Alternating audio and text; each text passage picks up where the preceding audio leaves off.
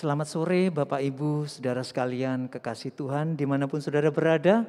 Juga selamat sore bagi petugas pelayan Tuhan yang saat ini berada di tempat ini.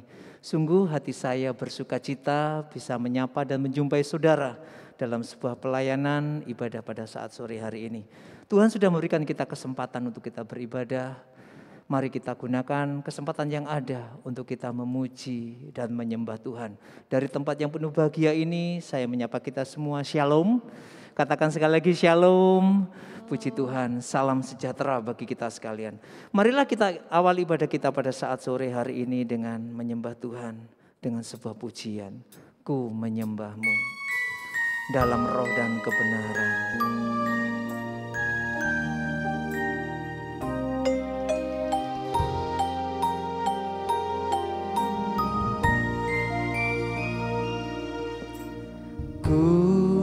Menyembahmu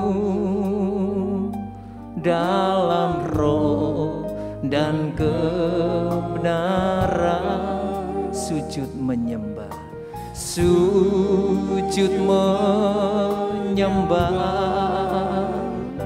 dalam roh dan kebenaran.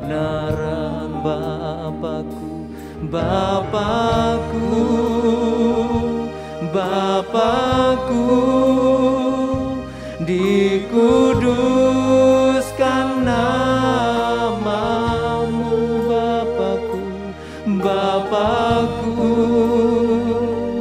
Bapakku,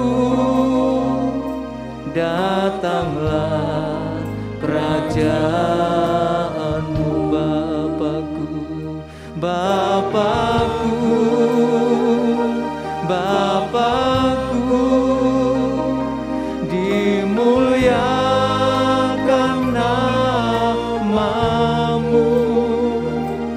Bapakku, Bapakku, jadilah kehendakmu. Katakan ku menyembahmu.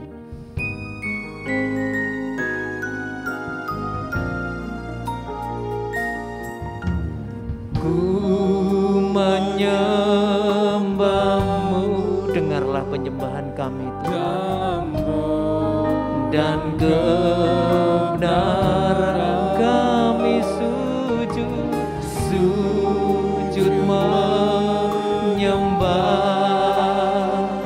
dalam roh dan kebenaran. Bapakku, Bapakku, Bapakku, dikuduskan namamu.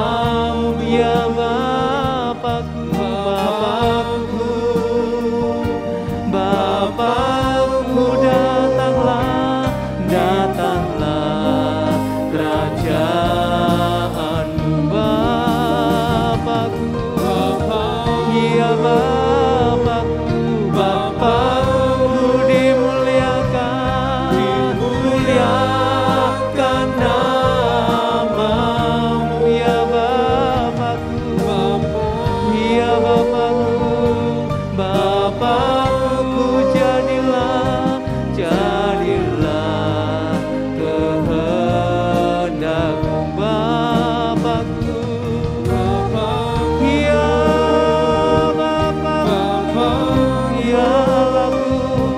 dikuduskan namamu. Dengarlah penyembahan kami Tuhan.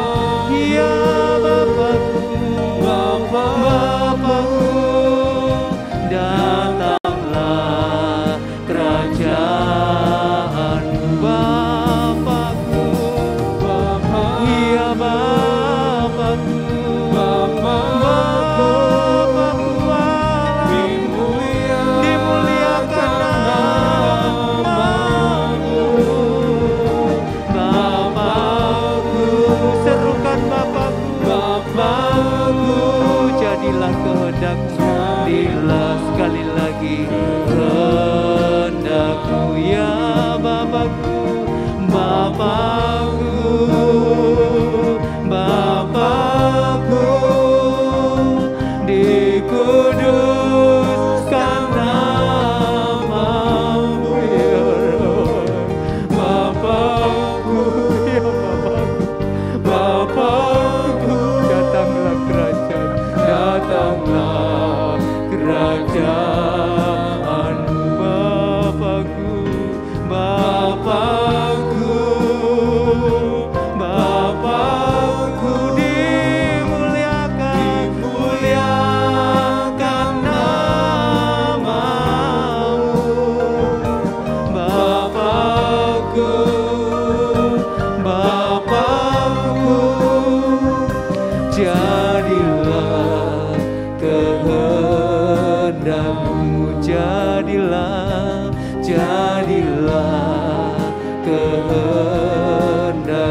jadilah, jadilah kehendak-Mu.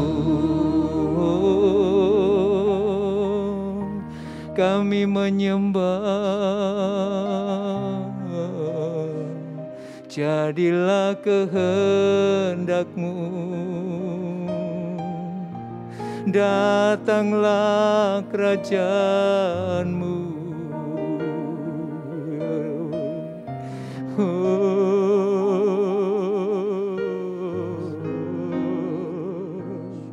Kami menyembah.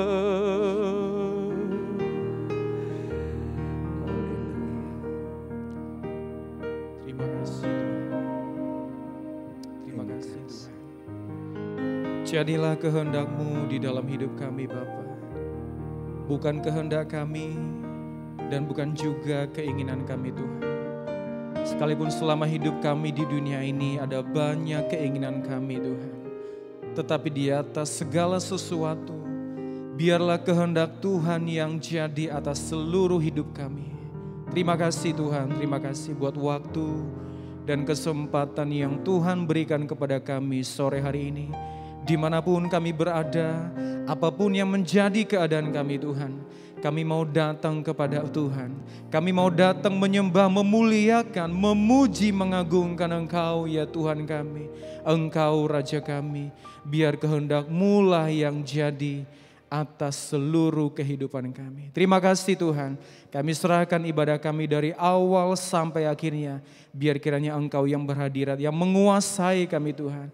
Yang memberkati kami Bapa. Terima kasih Bapa. Segala puji, segala hormat, segala kemuliaan kami persembahkan hanya kepada Engkau saja. Dalam nama Tuhan Yesus Kristus kami sudah berdoa dan bersyukur dan kami akan mulaikan ibadah kami. Amin. Saudaraku kekasih Tuhan, kalau kita ada sebagaimana kita ada saat sore hari ini, hanya karena oleh kasih karunia dan pengorbanan Tuhan yang luar biasa, yang tidak terukur dan yang tidak terbilang besarnya. Bahkan pengorbanan yang begitu mahal, yang luar biasa. Itulah sebabnya saya dan saudara di dalam kehidupan ini sudah selayaknya dan sepantasnya untuk mempersembahkan kehidupan ini sebagai respon balik kita atas karena kasih karunia Tuhan. Kita sambung pujian kita dengan seperti yang Kau ingini.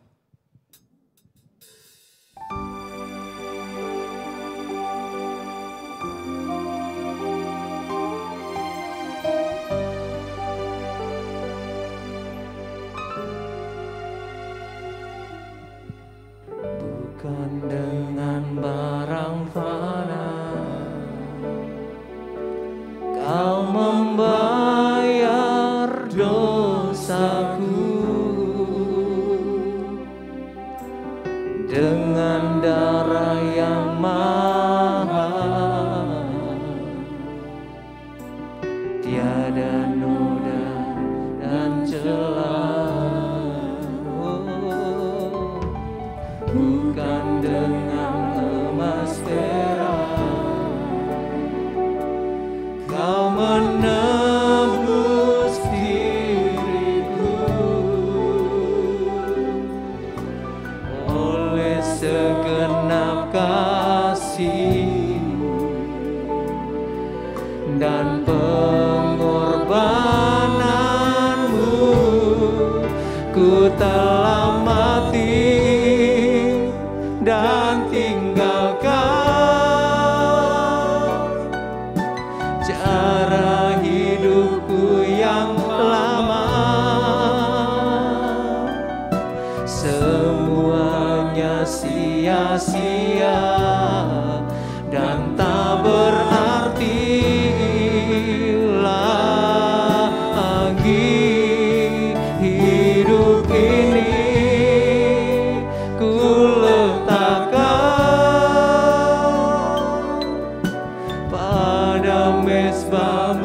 Ya Tuhan, jadilah padaku seperti yang Kau ingini.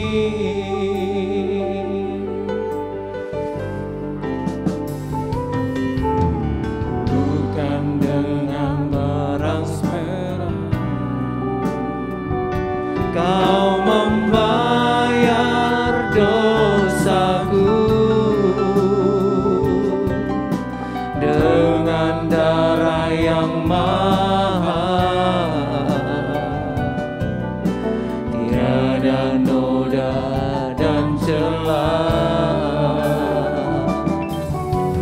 bukan dengan emas perak Kau menebus diriku. Oleh segenap kasih dan pengorbananmu, ku tak mati dan tinggalkan cara hidupku yang lama. Semuanya sia-sia dan tak berarti lagi. Hidup ini ku letakkan pada mezbah-Mu ya Tuhan. Jadilah padaku seperti yang Kau ingini. Ku telah mati, ku telah mati dan tinggalkan cara hidupku yang lama. Semuanya sia-sia dan tak berarti lagi. Hidup ini ku letakkan pada mezbah-Mu ya Tuhan. Jadilah padaku seperti yang Kau ingini. Jadilah padaku seperti yang Kau ingini. Jadilah padaku seperti yang Kau ingini. Saudaraku, sidang jemaat yang dikasihi oleh Tuhan, saatnya kita akan menyambut firman Tuhan. Dan biarlah kita mau berkata kepada Tuhan, jadilah padaku seperti yang Kau ingini. Bagaikan tangan penjunan yang membentuk sebuah bentuk yang baik, yang bagus, yang berharga menurut pemandangan Dia.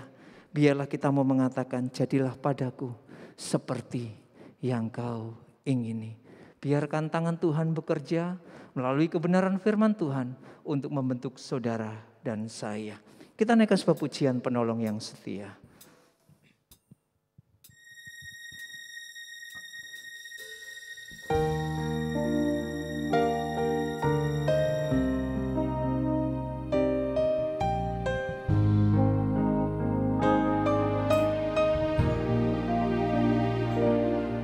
Saat ku berjalan, kasih-Mu menerangi langkahku. Tak ku bimbang, karena ku tahu Kau bersamaku. Kau lebih tahu yang terbaik bagiku. Kau lebih sanggup pulihkan hidupku. Ku berserah, ku percaya, hanya Yesus penolong yang setia. Kau lebih tahu yang terbaik bagiku. Kau lebih sanggup pulihkan hidupku.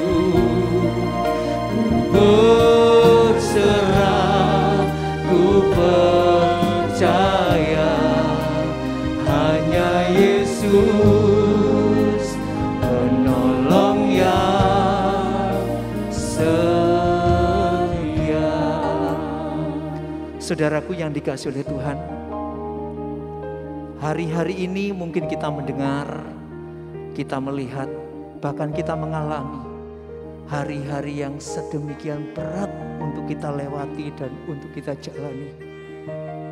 Banyak orang saat-saat ini begitu menderita, tertekan, stres, ada yang kehilangan pekerjaan, ada yang kehilangan sumber penghasilan, bahkan kehilangan orang-orang yang dikasihi. Keadaan-keadaan seperti ini membuat banyak orang menjadi tawar hati dan putus asa. Tapi saya mau katakan saudaraku, firman Tuhan berkata kesukaran hidup akan menimpa setiap orang. Bukan hanya orang percaya tetapi orang tidak percaya akan mengalami hal yang sama. Mungkin kata-kata saya terbatas untuk mengatakan penghiburan bagi saudara. Tetapi yang saya yakin bahwa Tuhan tidak akan pernah mengizinkan kesukaran tanpa sebuah alasan yang tepat untuk saya dan saudara.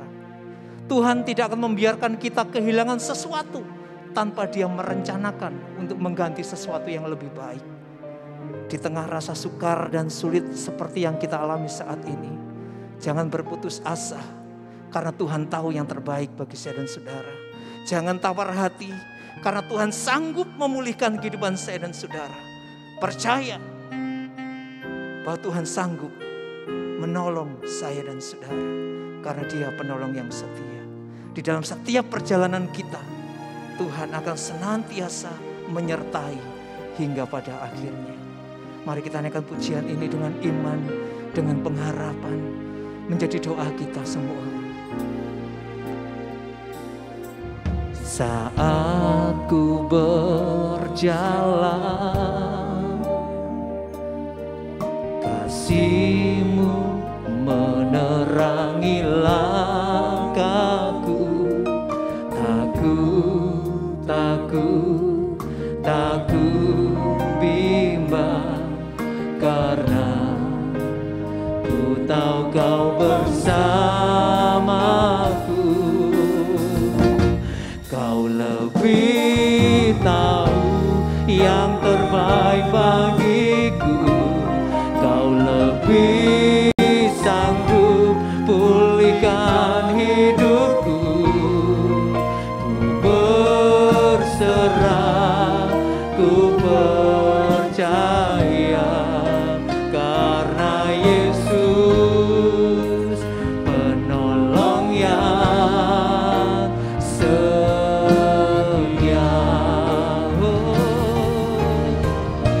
Kau lebih tahu yang terbaik bagiku. Kau lebih sanggup pulihkan hidupku. Ku berserah, ku berharap hanya Yesus penolong yang setia. Kau lebih tahu yang terbaik bagiku. Kau lebih sanggup pulihkan hidupku. Ku berserah, ku percaya hanya Yesus penolong yang setia. Hanya Yesus penolong yang setia. Hanya Yesus penolong yang setia.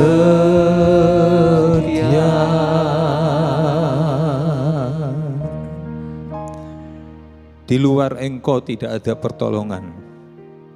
Di luar Engkau tidak ada pengharapan. Di luar Engkau hanya kemampuan manusia mencari-cari penyelesaian masalah. Tetapi sesungguhnya seperti lagu ini Tuhan, ajar kami berserah, ajar kami percaya. Engkau satu-satunya pengharapan kami. Engkau satu-satunya penyelesai masalah. Sebab Engkau juru selamat. Seperti kami juga sudah nyanyikan. Engkau sudah membeli kami dengan harga yang begitu mahal. Dengan darah yang tak ternilai. Tanpa cacat, tanpa celah. Karena itu, Engkau tahu segala sesuatu. Apa yang menjadi kebutuhan, apa yang menjadi pergumulan kami saat ini Tuhan. Tapi dalam ibadah doa di petang malam ini, di bulan yang baru yang Tuhan karuniakan, biarlah kami boleh merendahkan diri. Seperti pujian yang pertama, kami mau menyembah Engkau di dalam roh dan kebenaran. Kami mau menyerahkan semuanya Tuhan. Sebab kami tahu Tuhan, kami percaya bahwa Engkau pasti akan menyelesaikan segala sesuatunya tepat pada waktu Tuhan sendiri. Karena itu mari Tuhan tolong Roh Kudus yang di dalam kami menolong supaya kami bisa fokus mendengarkan apa yang Engkau mau nyatakan dalam firman. Kami mau belajar untuk menyembah-Mu, menyembah di dalam roh dan kebenaran itu. Terima kasih Bapa di surga, berkat-Mu sudah melimpah, begitu melimpah. Dari tahun ke tahun, dari bulan ke bulan sampai memasuki pada bulan yang ke-6. Dan ini jika kami ada sebagaimana kami ada rencana yang indah di depan bagi kami. Yang Engkau sudah tetapkan. Kami belum tahu, tapi kami percaya, kami berserah. Terima kasih Bapa di surga. Di dalam nama Tuhan Yesus Kristus kami berdoa. Amin. Shalom. Selamat petang. Bagi Bapak Ibu saudara sekalian, puji-pujian sungguh sangat memberkati. Kita sudah naikkan, kita hanyut di dalamnya. Tapi mari kita mau belajar untuk bukan melupakan, tetapi mengalihkan perhatian kami dari segala masalah-masalah yang ada. Untuk fokus kepada Tuhan. Apa yang Tuhan mau di dalam firman-Nya. Tuhan mau mengajar kita untuk menyembah Dia. Menyembah dengan benar. Seperti lagu pertama tadi, ku menyembah-Mu dalam roh dan kebenaran. Saat kita sujud menyembah nanti, ataupun mungkin kita mampu hanya duduk saja. Tetapi apapun keadaan kita saat ini, kita menyembah Tuhan dalam roh dan kebenaran. Apa begitu banyak metode-metode yang digunakan manusia untuk menemukan sesuatu, termasuk virus, karena itu ada termasuk vaksin ya. Virus-virus juga begitu banyak bermunculan sehingga perlu ditemukan vaksin-vaksin. Untuk satu virus ada begitu banyak metode, begitu banyak cara sehingga ada begitu banyak jenis vaksin. Untuk satu virus itu kita sudah tahu semuanya. Orang mengatakan ada banyak jalan menuju Roma, ada banyak. Tetapi kepada Allah, jalan kepada Bapa, Allah yang benar, hidup dan kekal, hanya ada satu jalan. Melalui, tadi kita lakukan yang kedua, putra tunggalnya yang sudah mati. Dikorbankan dan darah yang begitu mahal, lebih dari emas, lebih dari perak. Tak bercacat, tak bercelah. Itu solusi satu-satunya. Untuk kita menghadap, bahkan kita masuk, punya akses istimewa. Masuk kepada Bapa yang di surga. Hanya ada satu jalan.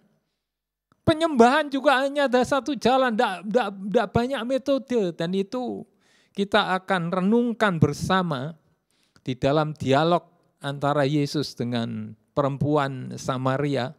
Di dalam Yohanes pasal yang keempat, ayat 19 sampai 20. Mari kita akan membaca. Yohanes 4 ayat 19 sampai 20. Kata perempuan itu kepadanya, Tuhan, nyata sekarang padaku bahwa engkau seorang nabi. Nenek moyang kami menyembah di atas gunung ini, tetapi kamu katakan bahwa Yerusalemlah tempat orang menyembah. Iya, terima kasih. Dialog ini muncul, jadi pernyataan dari perempuan Samaria ini muncul ketika kemudian Yesus menyatakan dirinya itu, dan perempuan ini kemudian menduga-duga, oh engkau adalah nabi. Dan kemudian perempuan ini bicara soal penyembahan. Perempuan ini seperti mau minta konfirmasi dari Yesus yang dia duga sebagai nabi ini, yang mana sih yang benar? Menyembah di tempat yang mana? Nenek moyang kami berarti itu suatu adat istiadat. Sudah lama kami ini Tuhan, Tuan, Nabi, sudah lama kami ini menyembah di gunung ini. Tapi kalau kamu bilang Yerusalem tempat menyembah, seorang nabi itu utusan Allah. Nabi yang benar, yang diutus oleh Allah yang benar, memang bisa saja menentukan tempat penyembahan. Menentukan suatu cara penyembahan. Oh begini. Ritualnya mesti begini, prosesinya. Nabi yang benar. Diutus oleh Allah yang benar. Mendengarkan firman Tuhan. Tetapi seorang nabi tidak bisa semaunya menentukan tempat penyembahan maupun cara-cara penyembahan. Karena seorang nabi itu hanya manusia biasa, tidak untuk disembah. Dan tidak boleh seorang nabi itu meminta penyembahan dari umat. Tidak bisa. Nah, kemudian bagaimana kok bisa ada dua tempat seperti yang dinyatakan oleh perempuan Samaria ini. Gunung ini, tetapi kamu katakan, Nabi, Yerusalem tempat menyembah. Mari kita akan mengenal sejarah terjadinya kota Samaria ini. Nabi-nabi Tuhan sejak di kitab Perjanjian Lama, mulai di kitab Bilangan, kitab Imamat, kemudian kembali di kitab Ulangan, dan kembali kemudian ditetapkan ketika Israel sudah masuk di Kanaan di kitab Yosua. Hanya ada satu tempat menyembah Allah yang benar, satu tempat yang benar, Yerusalem. Sudah dinubuatkan oleh Nabi, nubuat yang benar. Tapi kemudian yang merealisasikan ini adalah Raja Salomo. Tetapi sayang sekali terjadi penyimpangan. Penyimpangan di awal mulai oleh Raja Salomo.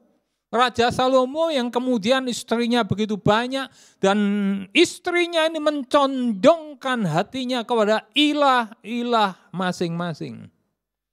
Sehingga Salomo membuat begitu banyak bukit pengorbanan, lupa dengan Yerusalem, tempat satu-satunya yang benar, yang ditentukan oleh Allah yang benar sebagai tempat untuk menyembah pada waktu itu, pada masa itu.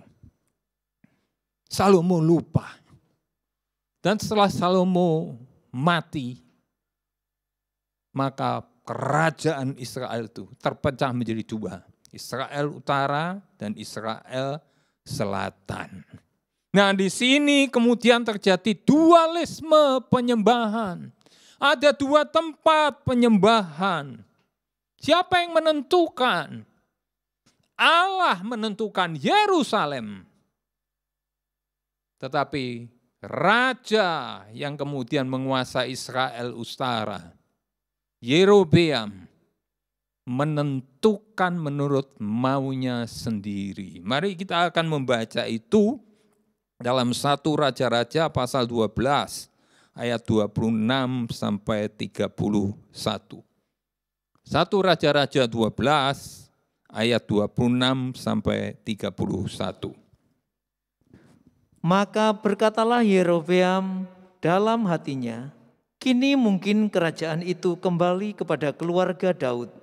Jika bangsa itu pergi mempersembahkan kurban sembelihan di rumah Tuhan di Yerusalem, maka tentulah hati bangsa ini akan berbalik kepada tuan mereka, yaitu Rehabeam, Raja Yehuda.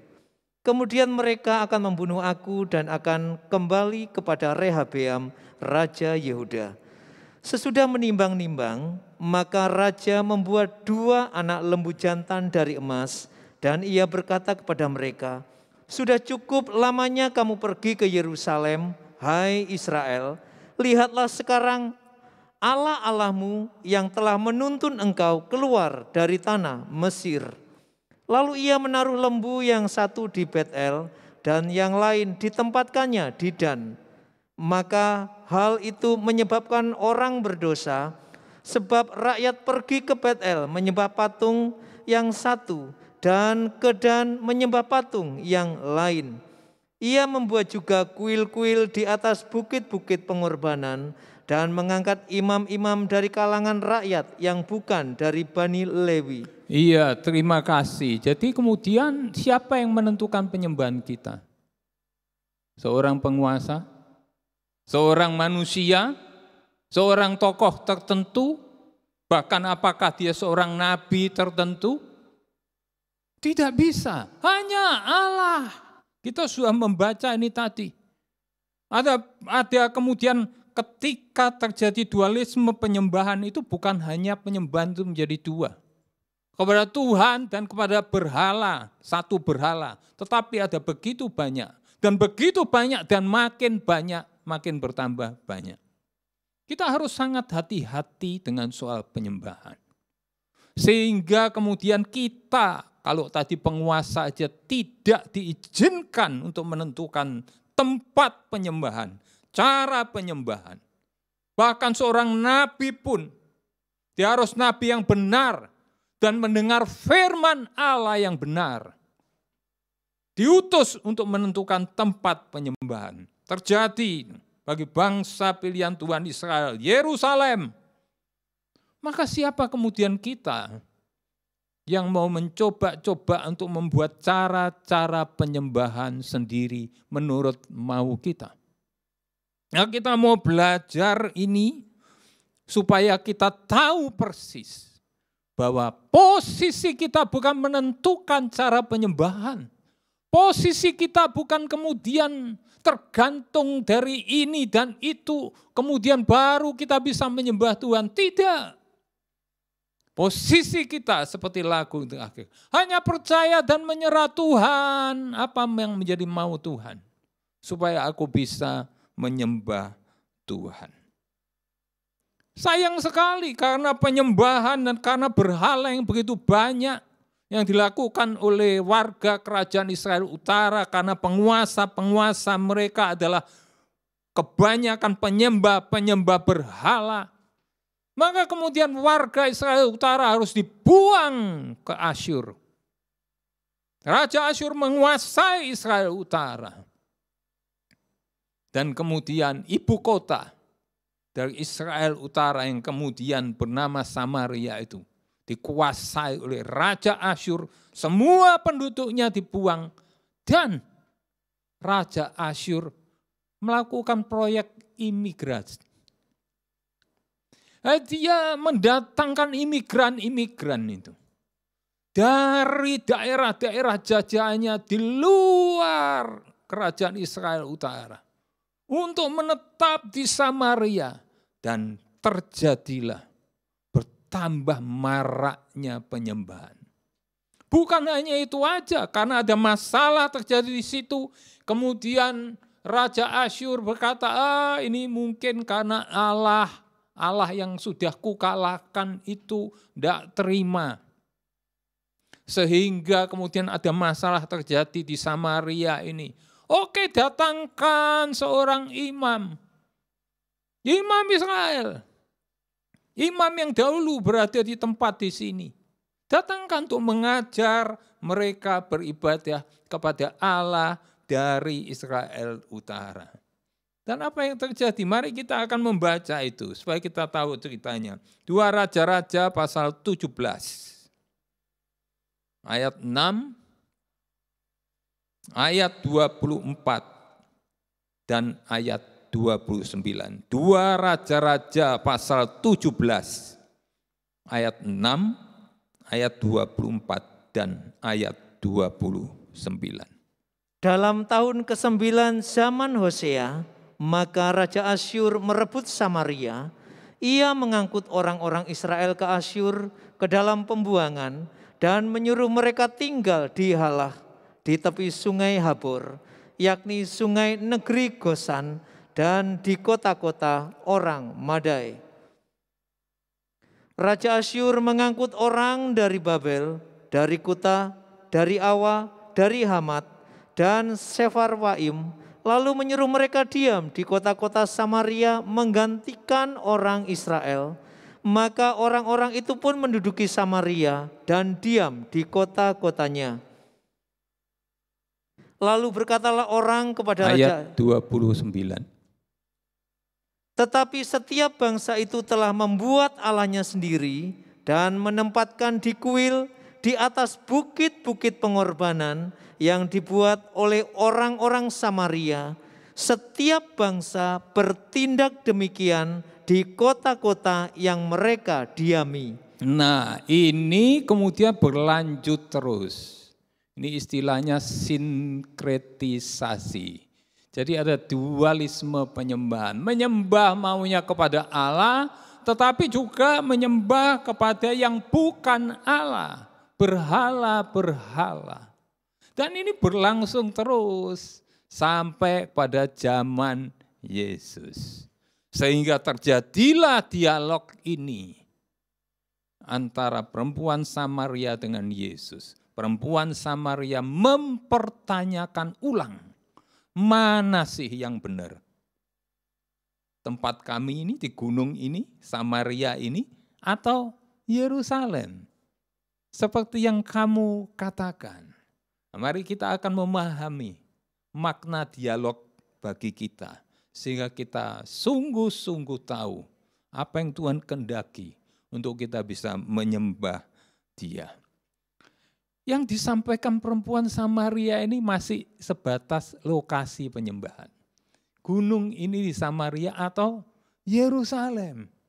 Tetapi seperti tadi saya katakan, kita jangan sampai kemudian mencari-cari metode-metode, cara-cara penyembahan menurut siapapun manusia yang mengatakannya. Kalau itu bukan berdasarkan Alkitab firman Allah, kita harus berani menolak. Walaupun ketika kita melakukan, kita merasa, wah nyaman ya, cocok ya buat kita. Ini bukan hanya sebatas penyembahan, tetapi juga ada begitu banyak. Di dalam suatu ibadah ada puji-pujian. Bagaimana memilih puji-pujian yang akan dibawakan untuk membawa jemaat ini? Bukan masuk menikmati suasana gereja, tetapi masuk menikmati Allah di tempat kudusnya. Bagaimana masuk ke hadirat Allah di dalam membawa, mempersembahkan puji-pujian kita. Ini bukan sesuatu yang gampang-gampang. Apakah kemudian kita menentukan itu menurut metode-metode tertentu? Ataukah kita menentukan karena berdasarkan seperti perempuan sampai lokasinya harus seperti begini, harus dibikin seperti begini. Oh, lampunya itu harus dibuat seperti begini. Oh, musik itu harus ditempatkan di sini, di situ dan sebagainya. Itu menurut tata aturan supaya sound bisa maksimal, bisa optimal dengan baik, itu it's okay. Tetapi jangan kemudian itu mempengaruhi suasana hati. Sehingga kita masuk sudah ditata supaya soundnya bisa maksimal, lalu kita masuk ke sebuah gereja, kita beribadah, kemudian aduh, kok ada di situ ya musiknya, aduh, kok seperti begitu, aduh, nyanyiannya kok yang dipilih seperti itu. Nah ini semua ini, apakah kita yang menentukan, ataukah Allah yang benar, yang kepadanya kita akan masuk untuk menyembah Dia, itu yang menentukan. Ini patut kita pikirkan. Bukan hanya lokasi, ini sudah berkembang. Ada begitu banyak cara, metode penyembahan. Seringkali kita kemudian merasa, aduh, penyembahan itu harus didahului dengan lagu. Lagunya itu jangan lagu yang praise. Jangan lagu yang mengajak kita bertepuk tangan, bersukaria. Lagunya itu lagu yang worship. Lagu yang lemah lembut. Yang mengangkat hati ini kepada Allah. Yang satu bilang, enggak bisa. Harusnya itu hanya instrumen saja.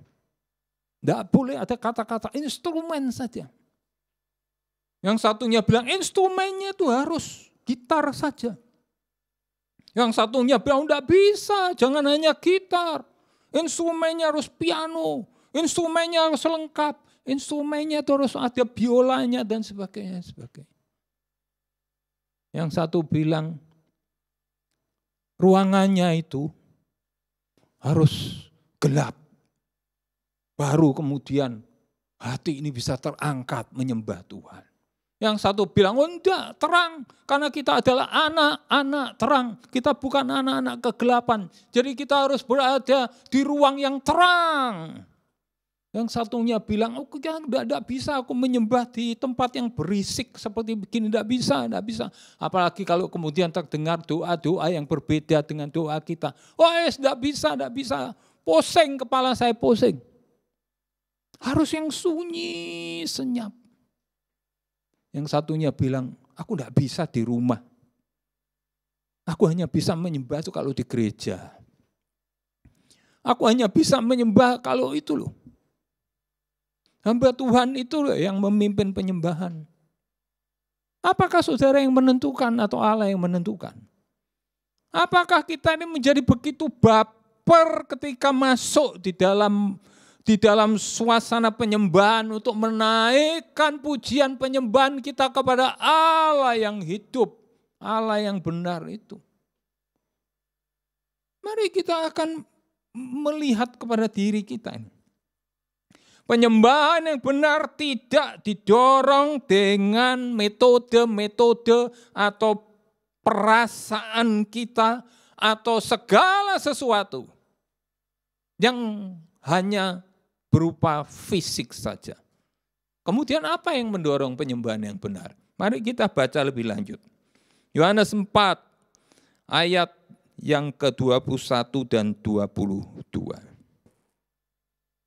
Kata Yesus kepadanya, percayalah kepadaku hai perempuan, saatnya akan tiba bahwa kamu akan menyembah Bapa bukan di gunung ini dan bukan juga di Yerusalem. Kamu menyembah apa yang tidak kamu kenal, kami menyembah apa yang kami kenal. Sebab keselamatan datang dari bangsa Yahudi. Iya, terima kasih. Jadi ini tips penyembahan yang disampaikan oleh Yesus kepada perempuan Samaria.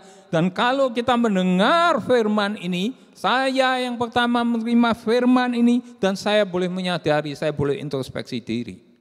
Dan biarlah sekarang Bapak Ibu saudara sekalian dimanapun saudara berada. Di tempat, dalam keadaan apapun tempat saudara. Jika hari ini adalah hari ibadah doa penyembahan. Mari saudara tidak belajar, berlatih diri untuk tidak tergantung dengan perasaan. Jangan baper dalam soal penyembahan. Jadilah seorang yang menyembah Tuhan karena ini tadi. Bukan di sini, bukan di situ, bukan dalam suasana begini, bukan dengan cara begini, bukan mesti pakai lagu itu, bukan saudara. Hanya ada satu tips yang Tuhan berikan. Kami menyembah yang kami kenal. Saudara kenal Tuhan? Saudara kenal siapa yang disembah? Bagaimana saudara bisa mengenalnya? Tuhan Yesus katakan, karena keselamatan datang dari orang Yahudi. Siapa orang Yahudi yang dimaksud itu? Yesus Kristus. Orang Yahudi yang berbicara dengan perempuan Samaria ini. Seorang Yahudi yang diutus oleh Allah yang benar dan hidup yang kekal. Seorang Yahudi yang akan mengerjakan pekerjaan penebusan, keselamatan dari dosa, pendamaian dengan Allah, sehingga ada akses masuk ke hadapan hadirat Allah untuk manusia, siapapun juga boleh menyembah Allah. Keselamatan dari dosa oleh seorang Yahudi, satu-satunya Yahudi, Yesus Kristus, itulah jalan untuk bisa menyembah kepada Allah. Apakah saudara sudah diselamatkan? Apakah saya meyakini keselamatan? Apakah saudara sekalian meyakini keselamatan dari dosa? Apakah hidup ini selalu diperdamaikan? Apakah hidup ini hidup yang selalu dikuasai oleh hadirat Allah karena pengampunan dosa itu kita alami? Tidak ada seorang pun yang tidak berdosa. Kalau saya mau jujur hari ini, kalau saya boleh menghitung sudah berapa kali saya berbuat dosa. Tetapi setiap kali saya berbuat dosa, saya percaya dan saya berseru kepada satu-satunya orang Yahudi, putra Bapa yang tunggal, firman yang menjadi manusia itu. Lahir lewat rahim seorang Yahudi. Dalam pernikahan Yahudi. Tetapi benih itu dari Allah oleh Roh Kudus. Yesus Kristus. Juru selamat dunia.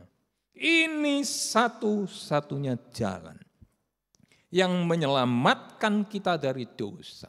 Seperti lagu tadi itu. Bukan dengan barang fana kau membayar dosaku. Dengan darah yang mahal, tiada noda dan celah. Sehingga hidup ini kuletakkan pada mazbahmu ya Tuhan. Jelas tadi. Jadilah padaku seperti yang kau ingini. Penyembahan bukan seperti yang aku ingini. Bukan bagaimana perasaanku bisa nyaman sehingga aku bisa menyembah. Penyembahan itu seperti yang kau ingini. Jalannya adalah percaya kepada Yesus sebagai juru selamat dosa-dosa kita. Ini suatu akses utama di mana kita boleh masuk sampai kepada hadirat Allah. Sehingga kita bisa berkata, oh, ku menyembahmu dalam roh dan kebenaran. Bapakku, Bapakku, dikuduskan namamu. Jadilah kehendakmu. Itu yang dinyatakan oleh Yesus kemudian pada dialog berikutnya. Yesus kemudian memimpin dialog itu. Tidak lagi ada pertanyaan-pertanyaan, keraguan dari perempuan Samaria. Tapi untuk mengatasi keraguan, untuk mengalahkan keraguan itu, jalannya satu, keselamatan dari dosa. Oleh satu-satunya orang Yahudi, Yesus Kristus. Dan kemudian mari kita akan baca selanjutnya. Yohanes 4 ayat 23-24. Tetapi saatnya akan datang dan sudah tiba sekarang bahwa penyembah-penyembah benar akan menyembah Bapa dalam roh dan kebenaran, sebab Bapa menghendaki penyembah-penyembah demikian. Allah itu roh, dan barang siapa menyembah Dia harus menyembahnya dalam roh dan kebenaran. Ya, menyembah dalam roh dan kebenaran. Rohnya roh kecil. Roh kecil dulu. Roh kecil kita harus dibereskan. Roh kecil kita ini harus diatur untuk bisa menurut kehendak Tuhan. Bukan kemudian dibiasakan untuk menuruti kemauan diri sendiri. Roh kita itu berasal dari Allah, roh kecil kita. Sehingga roh kecil kita itu lebih peka kepada kehendak Allah. Tetapi daging kita ini yang seringkali kemudian mengikuti perasaan, mengikuti pikiran kita sendiri. Sehingga di Taman Getsemani, Yesus katakan kepada murid-muridnya, ayo bangun, berdoa dan berjaga supaya jangan jatuh dalam pencobaan. Roh memang penurut, daging ini lemah. Karena itu Yesus katakan menyembah di dalam roh dan kebenaran. Di dalam roh. Roh itu manusia batiniah kita ini. Yang di dalam ini. Sehingga penyembahan itu urusannya hanya roh yang di dalam ini. Bukan karena pakaian kita. Bukan karena kondisi fisik kita. Apalagi sesuatu yang ada di sekitar kita, ruangan kita, lampunya, lagunya, dan sebagainya. Tidak, sama sekali tidak. Penyembahan itu urusannya roh kita. Yang di dalam, yang tidak nampak ini. Batin kita ini. Karena yang kita sembah adalah roh. Allah yang adalah roh. Dan roh yang berasal dari Allah ini akan berjumpa dengan roh Allah sebagai roh itu. Dan di sini peran ketika kita diselamatkan, Roh Kudus itu menautkan roh kita. Dan Allah yang adalah roh itu, sehingga terjadi suatu hubungan, suatu akses. Kita bisa menyembah Dia. Jadi apapun keadaan kita, roh kita ini yang harus kemudian punya suatu hubungan yang dekat dengan Allah yang juga adalah roh. Lewat mana? Keselamatan tadi, tetapi juga Roh Kudus yang diberikan kepada kita. Dan kebenaran, saudara. Dalam roh dan dalam kebenaran. Dari mana kebenaran ini berasal? Mari kita akan membaca Yohanes 8 ayat 31 sampai 32. Yohanes 8 ayat 31 sampai 32. Maka katanya kepada orang-orang Yahudi yang percaya kepadanya, jikalau kamu tetap dalam firman-Ku, kamu benar-benar adalah murid-Ku, dan kamu akan mengetahui kebenaran, dan kebenaran itu akan memerdekakan kamu. Iya, saudara. Diselamatkan dari dosa oleh satu-satunya orang Yahudi, Yesus Kristus, utusan Allah, putra Allah yang tunggal, firman yang adalah Allah yang menjadi manusia. Dan dia memberikan firman bagi kita. Saat ini kita mendengar firman-Nya. Lewat puji-pujian yang didasarkan kepada ayat-ayat firman, kita mendengar firman-Nya. Lewat kesaksian pengalaman hidup, karena firman Tuhan kita mendengar firman-Nya. Lewat pembacaan-pembacaan pribadi setiap hari kita mendengar firman-Nya. Firman memerdekakan kita. Memerdekakan bukan hanya dari masalah-masalah dosa, bukan hanya dari sakit penyakit, bukan hanya dari kekhawatiran, kesusahan, tetapi juga memerdekakan dari penyembahan yang baper tadi itu. penyembahan yang kemudian ditentukan oleh ini, oleh ini. Kita harus dimerdekakan dari semua itu. Penyembahan hanya satu, tadi sudah Tuhan Yesus katakan. Saya sudah menjelaskan, kita sudah merenungkan itu. Tidak lagi kita dikuasai, diikat oleh perasaan, diikat oleh pikiran, sehingga baru kemudian kita bisa menyembah Tuhan. Kita dibebaskan dari itu semuanya. Yang kedua, masalah kebenaran itu terkait dengan kesucian hidup. Mari kita membaca Yohanes 17 ayat 17. Yohanes 17 ayat 17.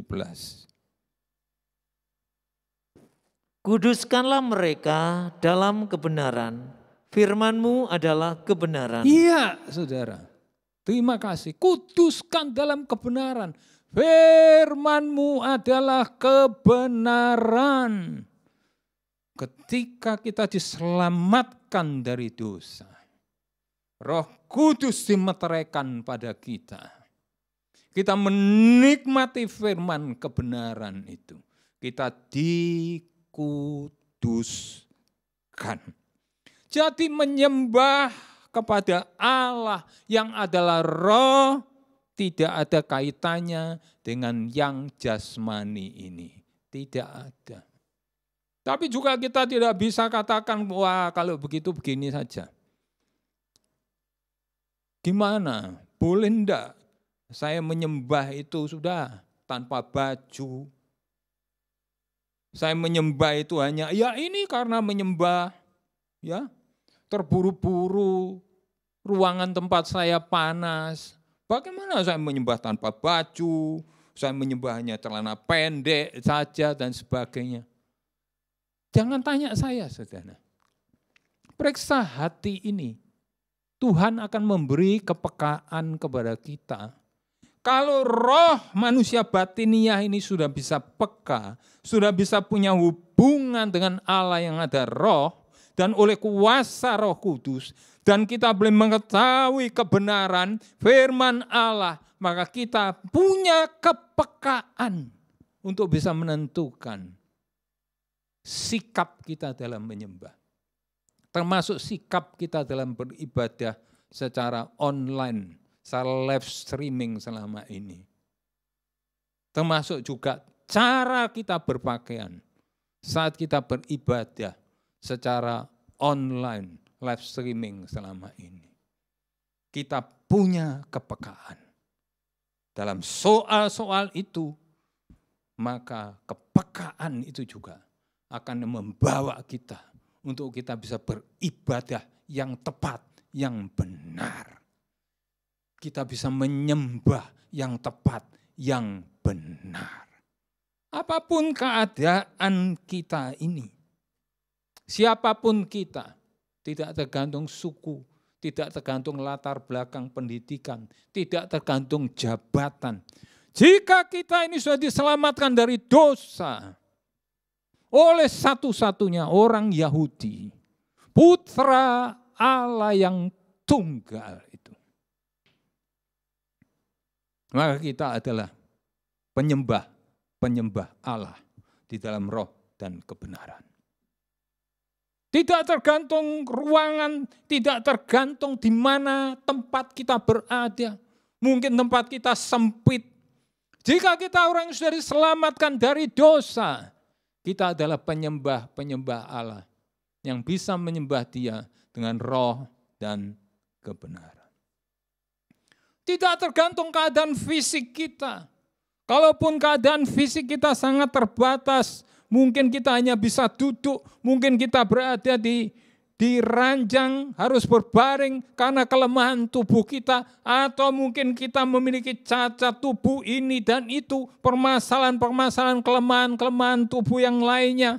Kalau kita ini sudah diselamatkan dari dosa, apapun keadaan fisik saudara, apapun keadaan fisik saya dan saudara adalah penyembah Allah yang menyembah Dia di dalam roh dan kebenaran. Kita dimerdekakan dari metode-metode cara-cara penyembahan yang tidak alkitabiah itu. Mari kita berlatih. Bebaskan, merdekakan diri kita dari segala hal-hal yang tidak cocok dengan firman Tuhan itu. Dan mari kita akan belajar, terus berlatih. Membawa hidup ini makin dikuduskan. Makin taat kepada Roh Kudus. Sehingga hubungan roh kita dengan Allah yang ada roh itu terjalin dalam damai. Pendamaian selalu terjadi. Dan setiap saat, tidak tergantung waktu, tidak tergantung tempat, tidak tergantung suasana, tidak tergantung apapun. Hati ini selalu bisa terangkat untuk menyembah Dia di dalam roh dan kebenaran. Puji Tuhan. Amin. Yang kusembah hanya Yesus. Yang kupuja hanya Yesus. Yang kusanjung hanya Yesus. Sebab Kau Allahku. Kita akan nyanyikan pujian itu.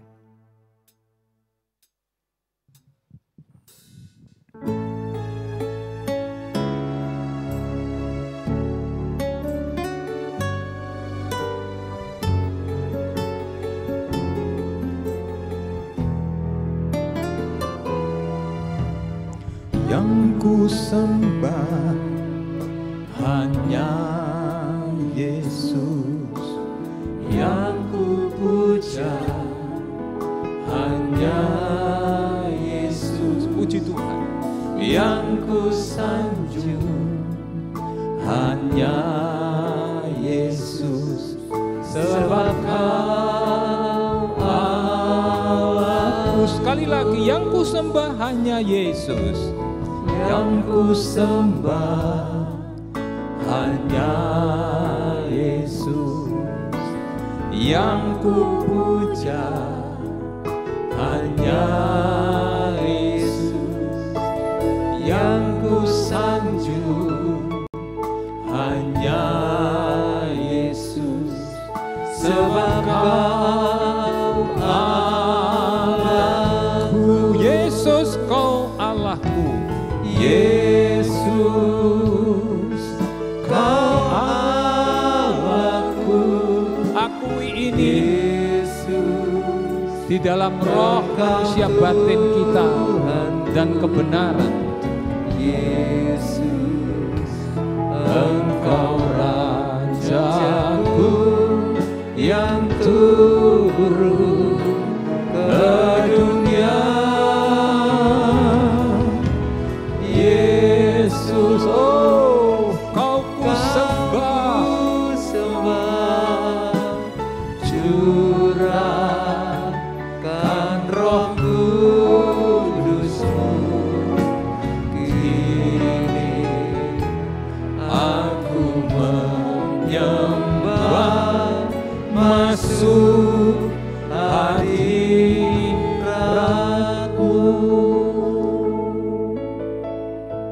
Nyanyian ini mengatakan yang ku sembah hanya Yesus. Yang ku puja hanya Yesus. Yang ku sanjung hanya Yesus.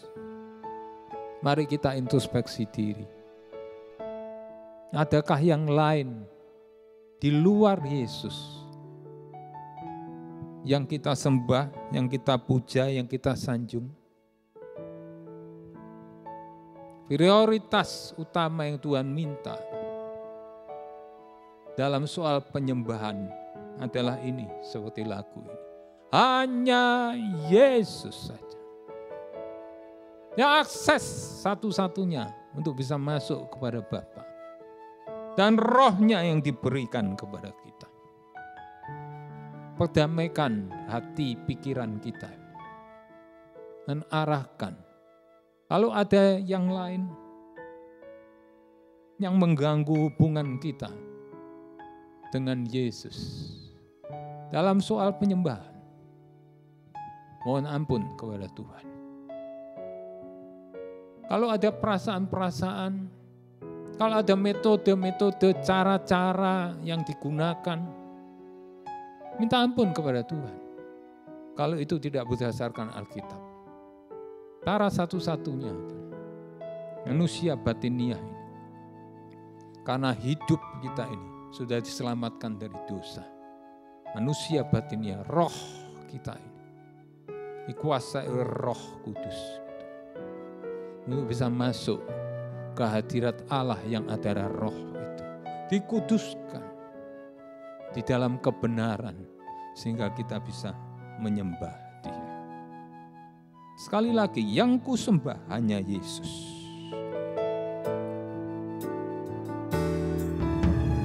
Yang kusembah hanya Yesus.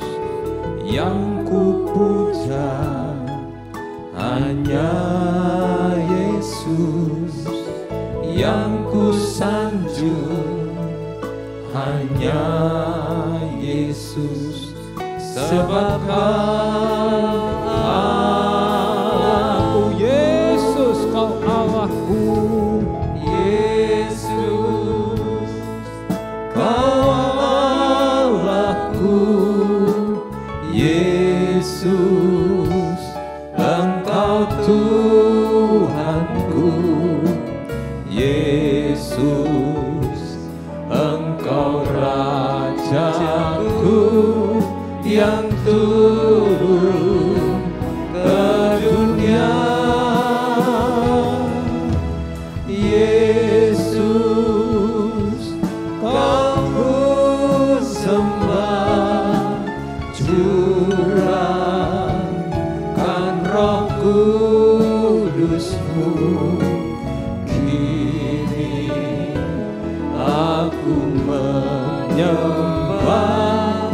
masuk hadirat-Mu. Yang beri damai hanya Yesus, oleh kurbannya. Yang beri damai hanya Yesus, yang beri. Saudara merasa lemah di dalam penyembahan karena kondisi fisik dan sebagainya, minta kekuatan dari Yesus itu. Sebab sekali lagi, yang beri damai hanya Yesus, yang beri damai, merdamaikan hidup ini. Oh, tolong kami Tuhan, tolong hamba-Mu. Darah Yesus menyucikan, memutuskan. Yang beri rohnya hanya Yesus, sebab Allahku, Yesus, Kau Allahku, Yesus, Kau Allahku, Yesus, Engkau Tuhanku, Yesus, Engkau Rajaku yang turun ke dunia. Yesus, Kau kusembah, curahkan Roh Kudus-Mu, kini aku menyembah, masuk hadirat-Mu. Bagi yang bisa berlutut, mari kita berlutut. Berlutut dalam pendamaian dengan Allah. Berlutut dengan suatu pengakuan yang jujur. Suatu pernyataan iman. Bahwa Yesus itu Allah, Dia Tuhan. Dia sudah berikan rohnya untuk menolong kita masuk ke hadirat Allah yang adalah roh itu. Bagi yang tidak bisa berlutut, belum mampu berlutut, tetap dalam posisi saudara. Tapi akui Yesus, hati didamaikan. Roh Kudus akan menolong, memberi kekuatan kepada fisikmu untuk bisa masuk menyembah Allah yang ada roh.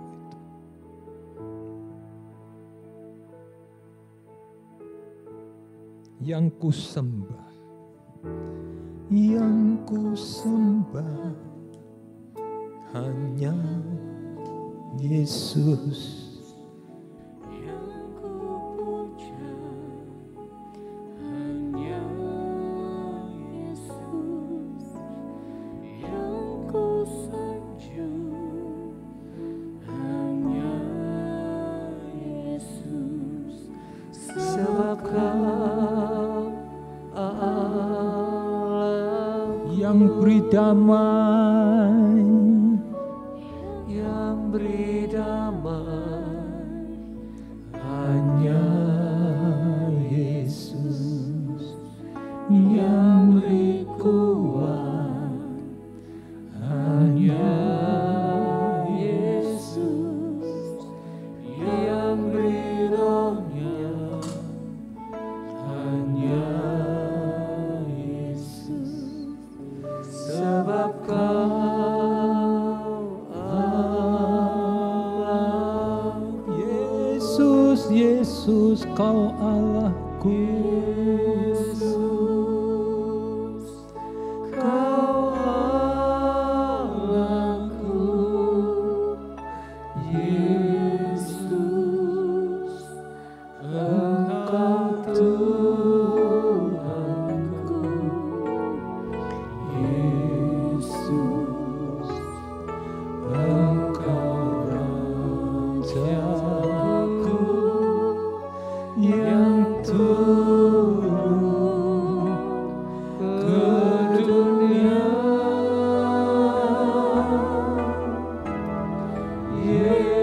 Yesus, Kau ku sembah, curahkan Roh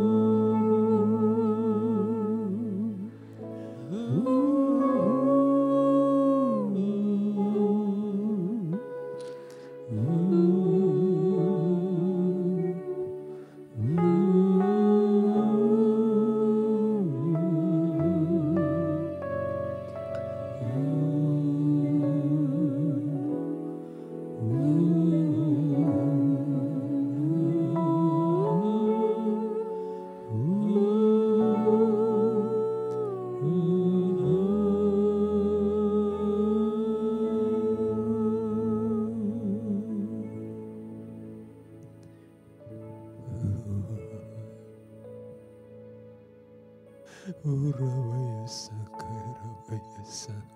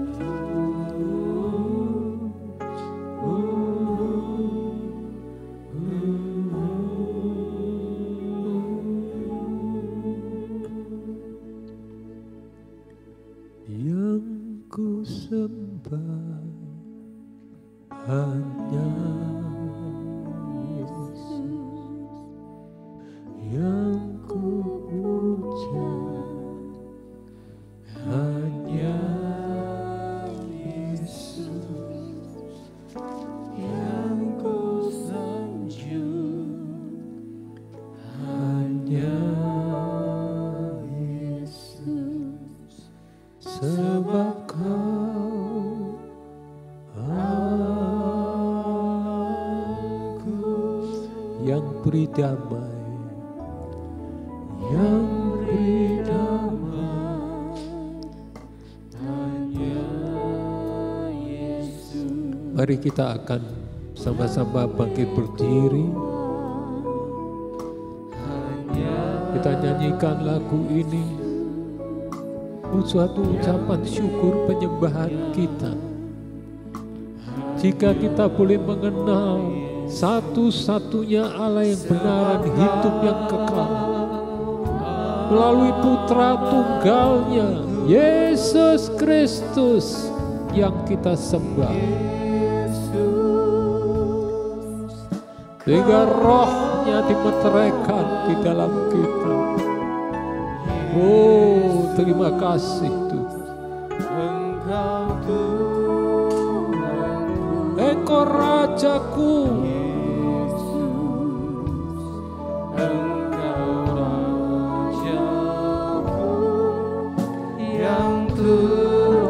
satu-satunya yang turun ke dunia.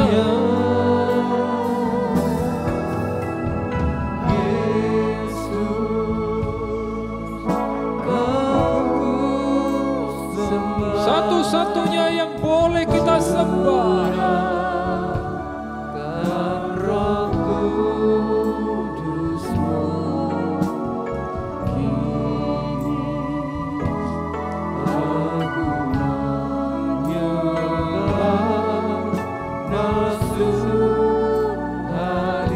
Yesus, Kau Allahku, Yesus, Engkau Tuhanku.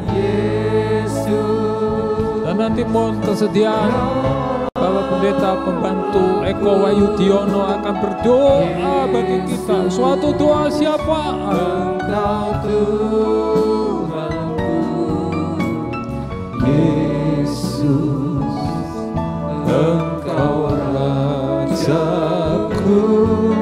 yang turun ke dunia. Yesus,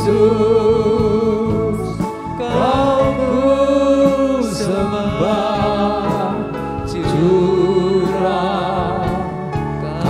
Roh Kudus-Mu. Kini aku menyembah, masuk hadirat-Mu. Kini aku menyembah, kini aku menyembah, masuk hadirat-Mu. Kini aku menyembah, kini aku menyembah, masuk hadirat-Mu.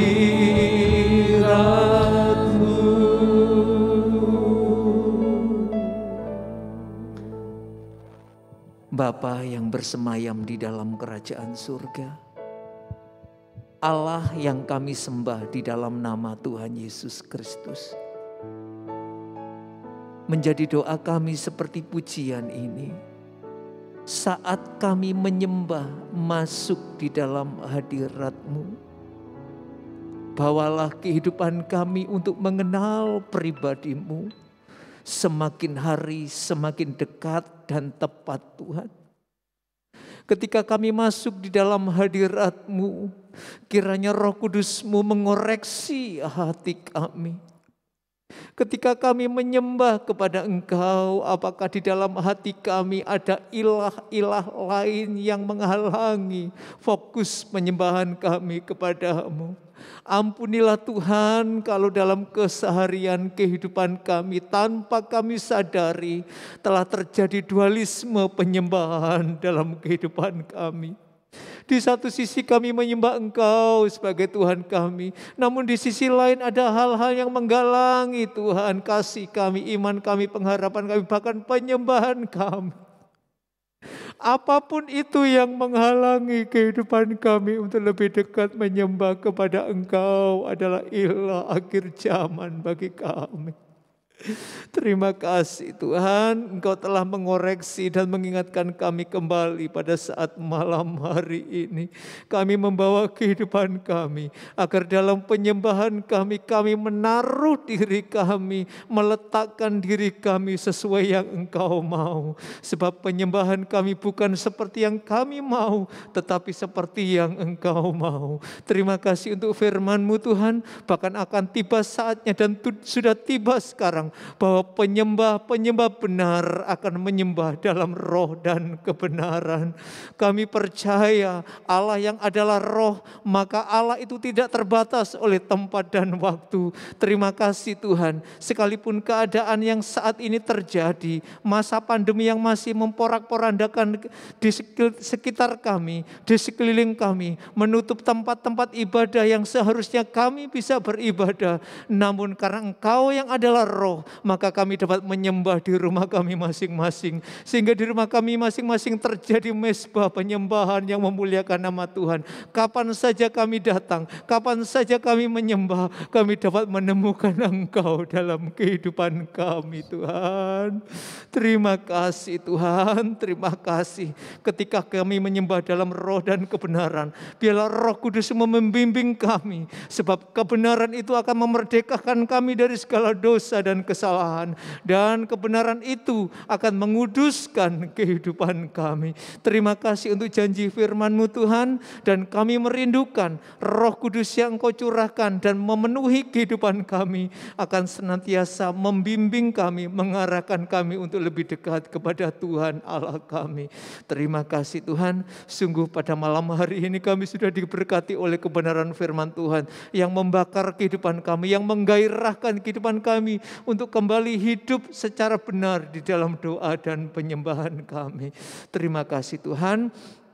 Terima kasih dalam suasana sukacita dan bahagia oleh karena berkat yang kami terima. Saat ini kami tak lupa berdoa untuk bangsa dan negara kami. Engkau tahu Tuhan, kondisi bangsa dan negara kami saat-saat ini masih belum pulih seperti yang kami rindukan Tuhan. Oleh karenanya bersama-sama dengan para orang saleh-Mu yang saat ini berseru kepada nama Tuhan, memohon perlindungan, memohon pemeliharaan Tuhan atas bangsa dan negara kami, atas umat-Mu.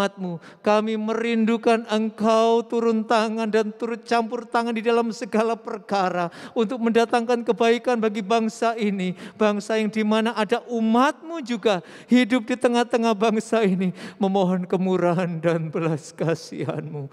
Terima kasih Tuhan, terima kasih. Juga tak pula kami berdoa buat sidang jemaat, gembala, penatua, para pelayan imam yang saat ini Tuhan tergembala di gereja, khususnya gereja kami Johor Lemah Putro. Engkau tahu Tuhan kondisi keadaan kami. Mungkin di dalam kami ada pergumulan-pergumulan yang tidak mampu kami ucapkan dengan kata-kata. Tetapi kami percaya Engkau melihat tepat apa yang kami butuhkan. Dan Engkau akan menjamah tepat apa yang menjadi persoalan dan kebutuhan kami. Terima kasih Tuhan, terima kasih. Inilah yang menjadi doa pengharapan kami dan doa permohonan kami yang kami naikkan dalam satu nama yang besar. Tuhan kami Yesus Kristus, Tuhan dan Juru Selamat kami. Kami sudah berdoa dan mengucap syukur kepada Bapa di surga. Amin.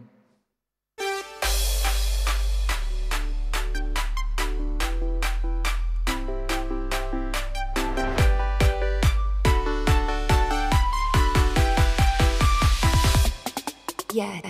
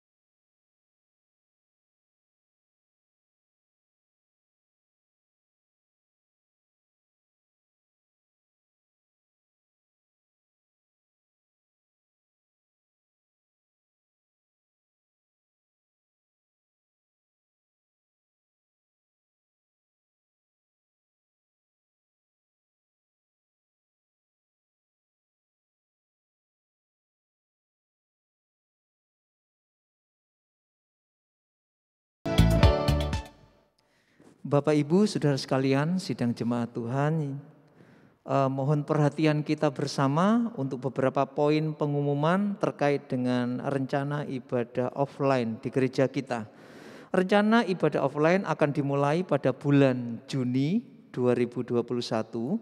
Kebaktian umum diadakan secara offline di gereja, selain tetap dapat juga diikuti secara online melalui YouTube.